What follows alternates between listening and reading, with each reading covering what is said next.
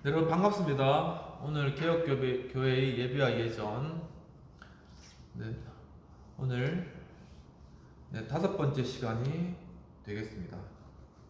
벌써 5주까지 왔네요.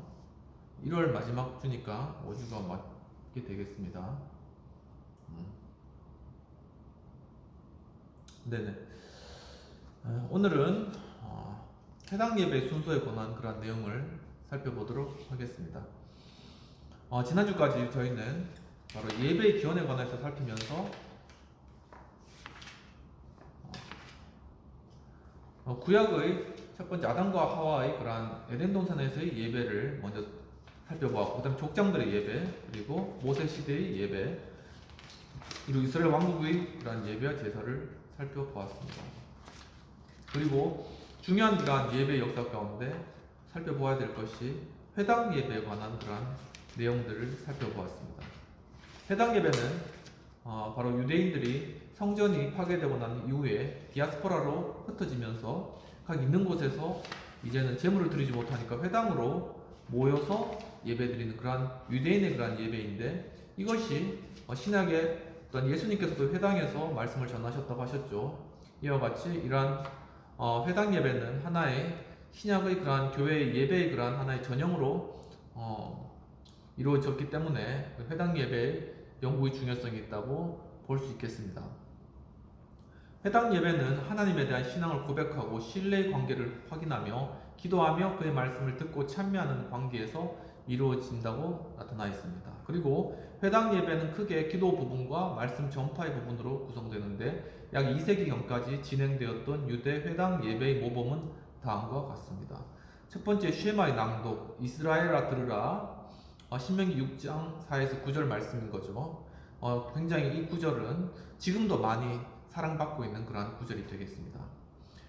그 말씀은 신명기 말씀의 낭독으로 유대교의 회당 예배에서 시작되는 것입니다. 그리고 쉐마는 세 가지 의미를 가지며 세 곳의 성경 본문의 낭독 형태로 사용되었습니다. 첫째는 신명기 6장 4에서 9절 말씀을 낭독하는 것으로 선포의 중심 내용은 마음을 다하고 성품을 다하고 뜻을 다하여 주 너의 하나님을 사랑하라고 한 명령이라고 하고 있습니다. 두 번째로 그것은 한 분밖에 없는 하나님을 사랑함에 대한 신앙의 고백이요 확인인 것입니다. 둘째는 신명기 11장 13에서 32절까지의 말씀의 낭독으로서 역시 하나님을 섬기는 자가 받을 축복과 섬기지 않는 자가 받을 징벌이 무엇인지를 나타내는 것입니다.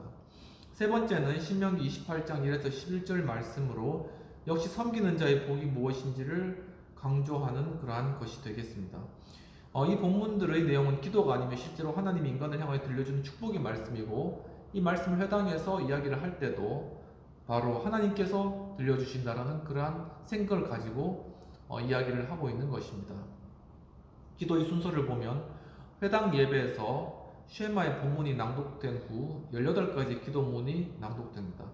이때 예배 인도자가 공적으로 만들어진 기도문을 낭독하게 되는데, 그것은 테필라라고 부르는 기도서를 예배에서 낭독하는 일이 되겠습니다. 그리고 그 기도 후에 조용한 침묵의 시간으로서 예배 참여자들은 개인의 간구를 연결시키는 것입니다.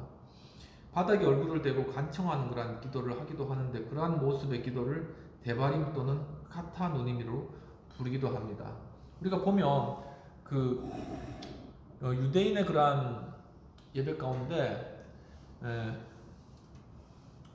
땅에 엎드려가지고 이렇게 완전히 이렇게 엎드린 상태에서 기도하는 거 있죠. 그것이 하나님께 대한 완전한 복종을 의미하는 그러한 의미가 있다라는 그런 것을 보여주고 있는 것입니다. 이제 개신교에서는 그렇게 하지 않는데 카톨릭에서는 이제 그렇게 또 기도하는 경우들도 발견할 수가 있습니다. 그리고 기도의 수순은 역시 세 부분의 내용으로 진행되는데, 그 기도문의 핵심은 먼저 아브라함과 이삭과 야곱의 하나님을 경외하는 고백으로 시작되어서 이스라엘의 하나님은 택하신 백성을 보호하시고 가르치시며 심판하시는 거룩하신 분이심을 높이며 찬양하는 것입니다.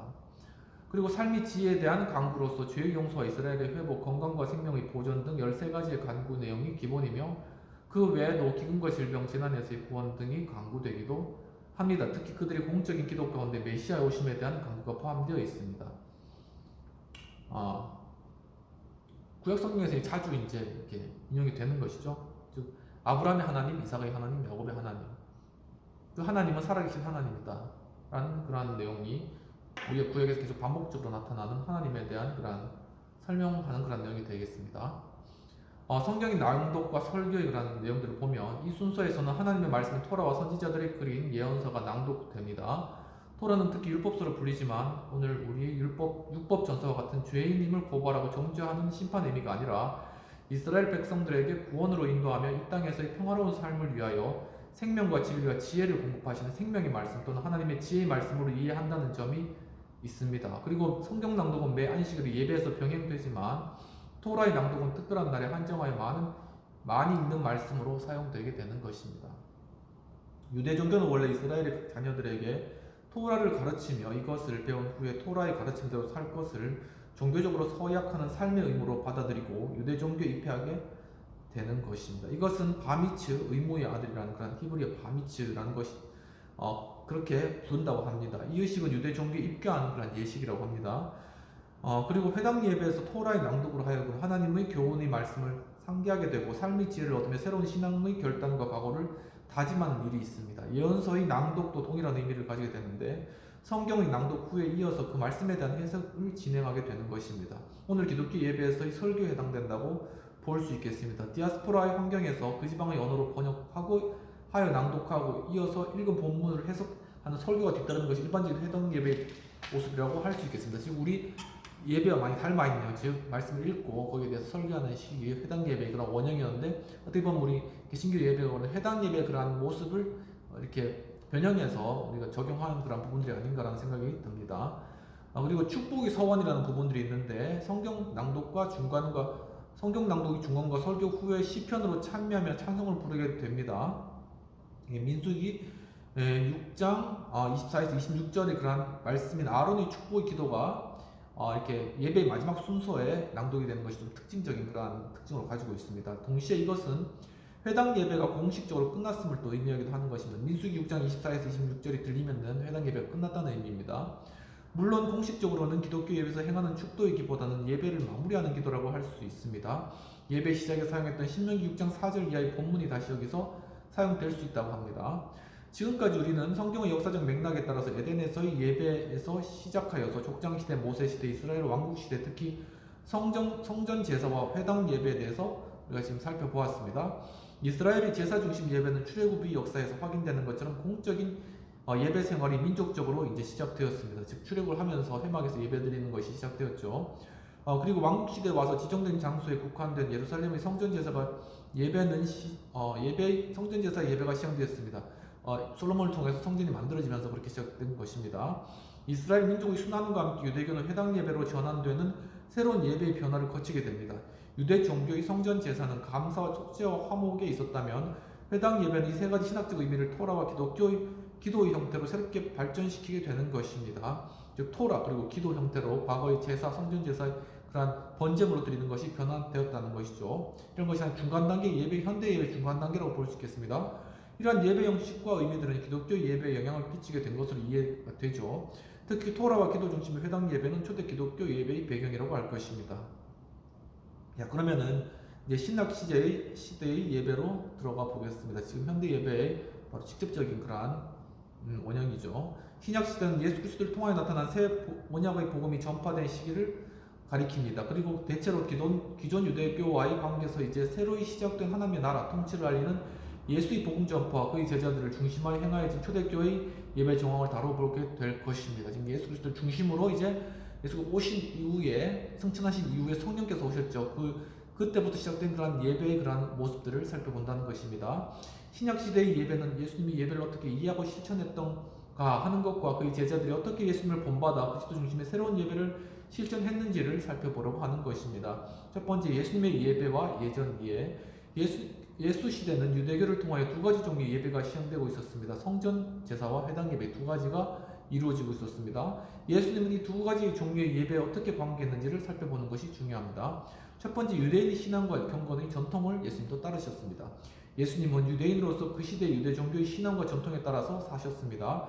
예수님이 예배의 여러 형태에 대하여 그리고 토라와 유대 종교의 전승에 대하여 어떤 입장을 가지고 있었는지에 대하여 두 가지 관점에서 그 대답을 찾을 수 있다고 보겠습니다. 첫째는 유일신 하나님을 믿고 섬기는 식구의 신앙 고백이요, 둘째는 종말론적인 메시아의 기다림에 관한 것입니다. 전제는 예수님 자신의 활동에서 보여주는 것처럼 하나님을 직접 아버지 아바라고 부르셨죠. 거기에서 나타나며, 후자는 종말의 메시아에 대한 기다림을 자신이 이루어야 할 사명과 과제로 받아들여 활동하는 그런 모습에서 나타났습니다. 그리고 자신의 등장과 역사 속에서의 활동은 벌써 마지막 시대에 나타날 하나님의 통치의 성취를 알리는 일이었습니다. 이러한 두 가지 관점을 따라 복음서들을 관찰할 때 비로소 신약 시대의 예배 형태들에 대하여 예수님은 어떤 입장을 취하게 되었는지를 올바르게 이해할 수 있을 것이라고 보는 것입니다. 성전에서의 활동, 잘 알고 있는 대로 3년간의 공생애 동안에 예수님은 예루살렘의 성전을 자주 찾았고 그곳에 머물러 가르쳤던 것을 볼 수 있습니다. 그리고 요한복음은 예수님이 생애 동안에 4번 예루살렘에 올라갔던 것을 전하고 있습니다. 유대인의 유월절이 가까운지라 예수께서 예루살렘에 올라가셨더니 성전 안에서 그 후에 유대인의 명절이 있어 예수께서 예루살렘에 올라가시니라. 예루살렘에 있는 양문 곁에서. 요한복음 2장 13절, 요한복음 5장 1절이란 근거되는 구절이 있습니다. 이미 명절이 중간이 되어 예수께서 성전에 올라가 가르치신 요한복음 7장 14절, 그 이튿날에 명절에 온 큰 무리가 예수께서 예루살렘에 오신다음을 듣고 요한복음 12장 12절 등에서 알 수가 있는 것입니다. 그러나 예수님이 성전의 제사 행위에 과연 참여했는지에 대해서는 알 수가 없습니다. 다만 예수님은 자주 성전이 있는 지역에서 가르치셨고 대화를 이끌었던 것은 분명한 일입니다. 그리고 예루살렘 성전을 가리키는 표현들이 자주 그의 가르침에서 나타나는데, 예를 들면 마가복음 13장 2절에 이 큰 건물들을 보느냐, 돌 하나도 돌 위에 남지 않고 다 무너뜨려지리라 하시니라는 말씀과 마가복음 14장 58절에 손으로 지은 이 성전을 내가 헐고 손으로 짓지 아니한 다른 성전을 사흘에 지으리라, 마태복음 26장 61절에 내가 하나님의 성전을 헐고 사흘에 지을 수 있다 하더라, 요한복음 2장 19절 이 성전을 헐라 내가 사흘 동안 일으키리라는 등에서 바로 이 성전에서 가르치셨고, 그리고 성전 제사행위에 대해서 어떻게 생각하셨는지를 바로 이러한 구절들을 통하여서 알 수 있다는 사실이 되겠습니다.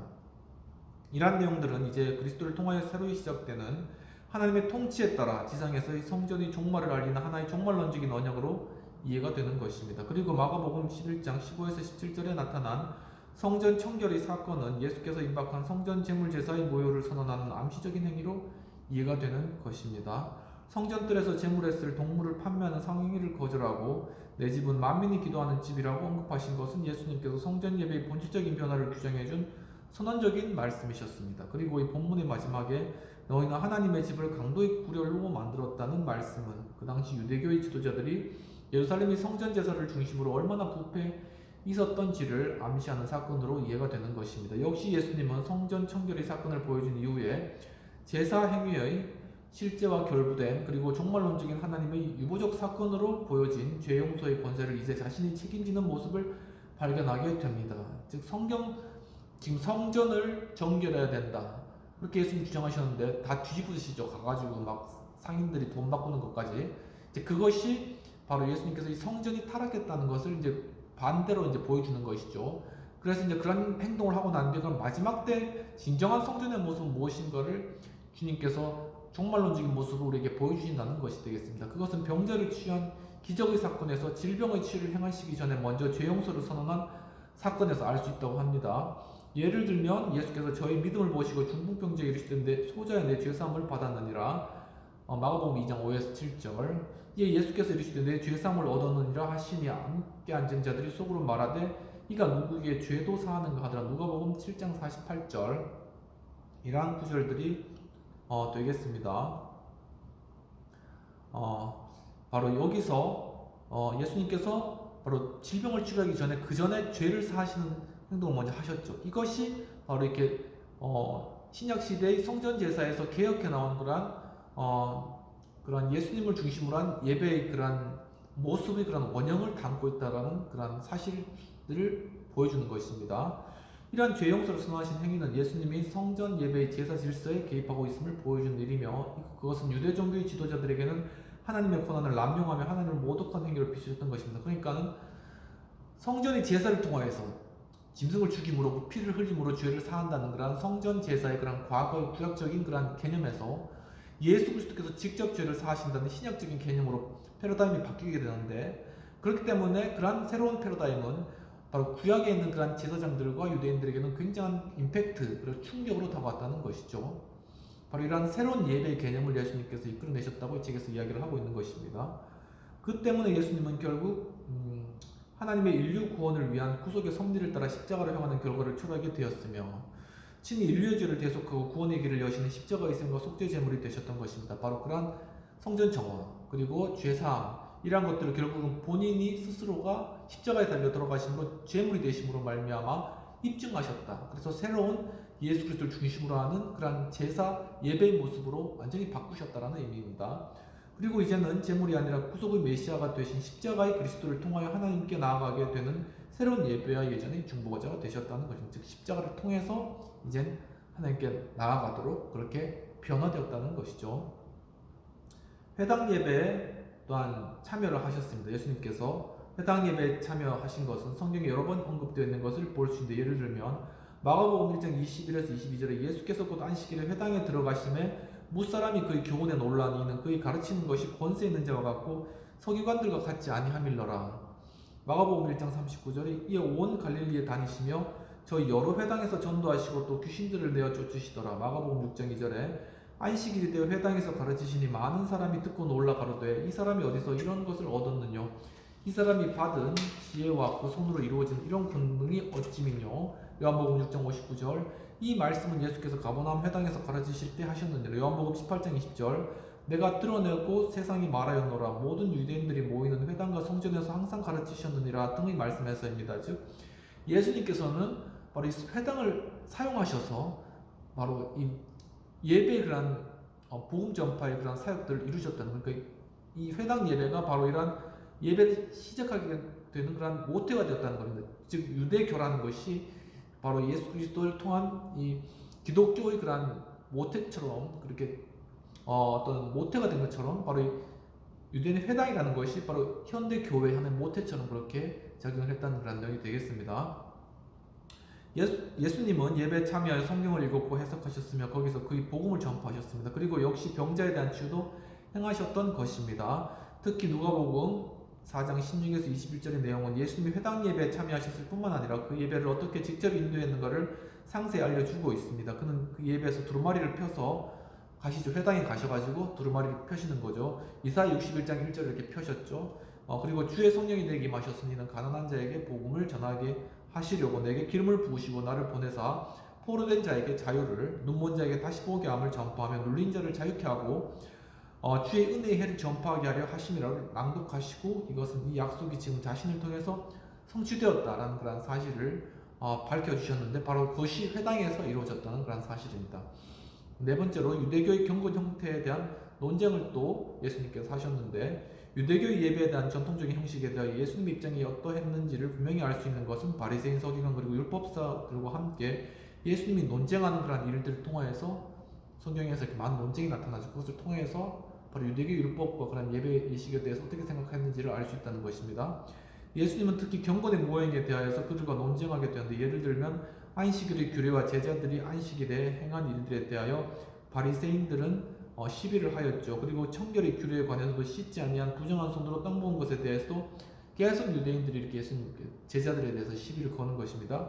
그리고 유대 사회에서 죄인으로 불려진 자들과 유대 공동체에서 쫓겨난 자들과 함께 식탁에서 교제하는 예수님의 태도, 예수님께서 유대인들이 멸시하고 이제 그런 뭐 창녀들이나 그러면 뭐 세리들 이런 사람들 같이 하셨죠. 그것을 통해서 비난을 많이 받으셨다는 것입니다.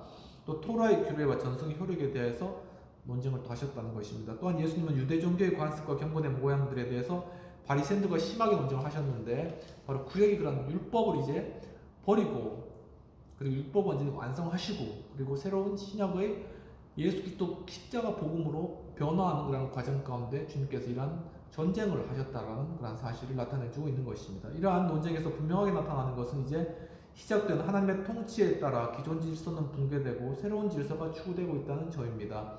특히 우리는 예수님이 비유로 말씀하신 새 의복과 새 술에 대한 말씀에서 더욱 그런 시대 변화의 예고를 깨닫게 되는데, 독일의 성경학자 로마이어는 마가복음 2장 21에서 22절의 말씀, 낡은 것이 버려진과 새 것의 의미와 마가복음 14장 58절의 말씀, 손으로 지은 성전을 헐고 손으로 짓지 아니한 성전을 사흘에 세운다는 것을 서로 연관지어 해석하기를, 예수 그리스도의 복음은 하나님 나라의 시작을 선언하고 이스라엘의 성전 예배를 극복하며 역사의 완성에 대한 예언과 함께 새로운 교회와 새로운 예배를 제정하셨다라고 그렇게 이야기를 하고 있는 것입니다. 이러한 해석은 예수 그리스도를 통한 구속사의 맥락에서 구약과 신약을 연결하고 기독교와 유대교의 예배의 차이점과 관계성이 무엇인지를 이야기해주는 적절한 그런 해석으로 판단이 되고 있는 것입니다. 이와 같이 정말 예수 그리스도를 통하여서 바로 과거의 성전 예배와 또한 어떤 유대인의 회방 예배가 과거 율법에 매여 있었던 것, 그것이 극복되어서 이제는 바로 신약의 교회의 예배로서 변화되게 되는 굉장히 중요한 그러한 일들 예수님께서 십자가에서 이루셨다고 오늘 정리해서 말씀드릴 수 있겠습니다. 이것으로 오늘 또 기억교회 예배와 예전 강의를 또한 마치고 또 다음 주에 예수님의 예배와 예전의 이해와 또한 새로운 시도들에 대해서 계속 이렇게 공부하니까 좀 흥미진진해지는 것 같습니다. 이것이 이제 점점 예수님의 그러한 예배로서 좀 계속적으로 좀 강조가 지금 되어져 가고 있는 것이죠. 그러면서 이제 구체적으로 그런 내용들을 우리가 다루게 되는 것입니다. 그러면 오늘은 여기까지 공부하고 기도하고 마치도록 하겠습니다.